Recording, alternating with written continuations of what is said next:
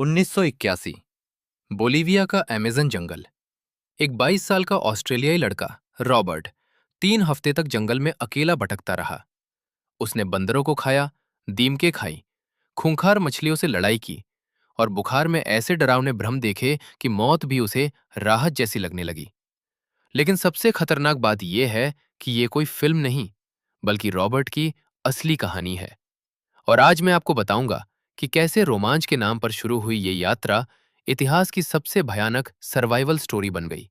यहां हम लाते हैं ऐसी कहानियां जो आपकी रूह तक को झकझोर देंगी और आपको इंसानी जज्बे की गहराई समझाएंगी।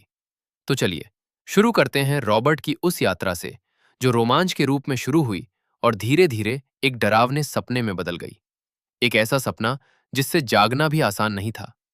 1981 में रॉबर्ट एक 22 साल का ऑस्ट्रेलियाई घुमक्कड़ था जिसने ऑस्ट्रेलियाई सेना में सेवा देने के बाद दुनिया घूमने का फैसला किया।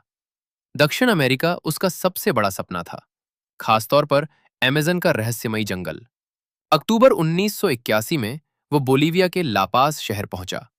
वहीं उसकी मुलाकात 3 लोगों से हुई, मार्कस, केविन और कार्ल से, और उसकी जिंदगी की दिशा बदल गई।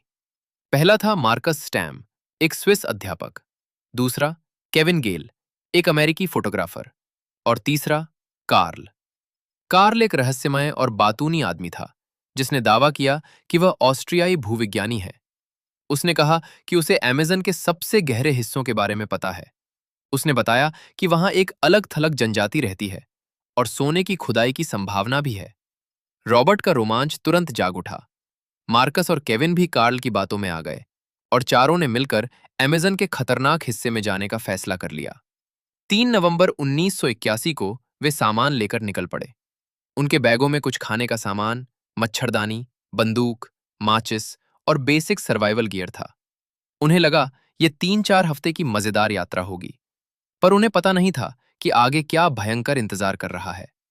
शुरुआत में सब अच्छा था। वे तुईची नदी के किनारे चल रहे थे और कार्ल रास्ता दिखा रहा था। जंगल घना और नमी भरा था, लेकिन अपनी खूबसूरती में अनोखा भी था। रंग बिरंगे पक्षियों की आवाजें, अनोखी खुशबू और रहस्यमय सन्नाटा। लेकिन 3-4 दिनों बाद अमेज़न की असली सूरत ने अपना चेहरा दिखाना शुरू किया। खतरा हर कदम पर था और रोमांच अब भय में बदल रहा था। जमीन पर नुकीले कांटे, पेड़ों पर जहरीले सांप, पानी में खूंखार मछलियां और हवा में लाखों मच्छर।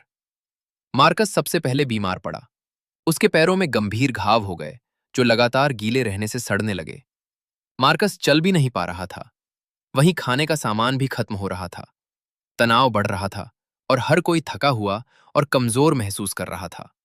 कार्ल आगे बढ़ने की जिद कर रहा था, जबकि मार्कस और केविन वापस लौटना चाहते थे। रॉबर्ट कार्ल का समर्थन कर रहा था, क्योंकि उसे भरोसा था कि आगे रास्ता आसान होगा। लेकिन बहस बढ़ती गई और आखिरकार उन्होंने एक खतरनाक फैसला ले लिया। वे अलग हो जाएंगे। कार्ल और मार्कस जंगल के रास्ते पैदल लौटेंगे और रॉबर्ट तथा केविन नदी के रास्ते जाएंगे। 25 नवंबर 1981 को चारों ने एक दूसरे को अलविदा कहा, ये सोचकर कि कुछ दिनों में सब फिर मिलेंगे। रॉबर्ट और केविन ने बांस और रस्सियों से एक बेड़ा बनाया और नदी में उतरे। शुरुआत में पानी शांत था और सब ठीक लग रहा था, लेकिन अमेज़न की नदियों का स्वभाव बदलते देर नहीं लगती। अचानक बहाव तेज हो गया और चारों तरफ चट्टानें दिखने लगीं। बेड़ा तेजी से एक बड़ी चट्टान से टकराया और रॉबर्ट पानी में गिर पड़ा। केविन किनारे पर चिल्ला रहा था, लेकिन बहाव इतना तेज था कि रॉबर्ट उसकी आवाज तक नहीं सुन पा रहा था। धारा उसे लगभग आधा किलोमीटर दूर ले गई। किसी तरह उसने एक टूटे पेड़ की डाल पकड़कर खुद को किनारे तक खींचा, लेकिन जब उसने चारों ओर देखा, केविन गायब था। बेड़ा टूट चुका था, सामान बह चुका था और रॉबर्ट पूरी तरह अकेला था।